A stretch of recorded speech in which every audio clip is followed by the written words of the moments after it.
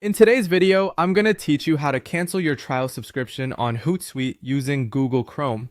We'll guide you every step of the way to make sure you're comfortable with the process and clear all your doubts.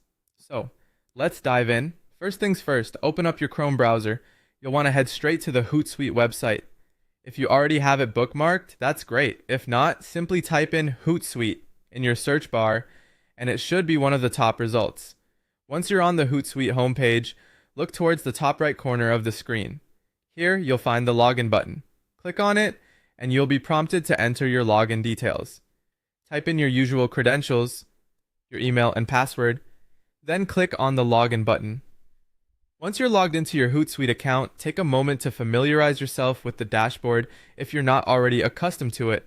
This is where you manage your social media activity after all. Next, let's turn our attention to the profile icon, which you'll find at the top right corner. It's typically a circular icon that might either be an avatar or your initials, depending on what you've set up. Go ahead and click on this profile icon. A drop-down menu will appear. Here, you're looking for the option labeled Billing. It's usually towards the bottom of this list. Click on Billing, and this will take you to the billing section of your account settings. This area of your account hosts all your subscription details, including your current plan, past invoices, and of course, your trial subscription details. Now, you'll want to find the portion of the billing page that outlines your trial subscription. It might be listed quite prominently, but if not, take a moment to scroll and identify it carefully.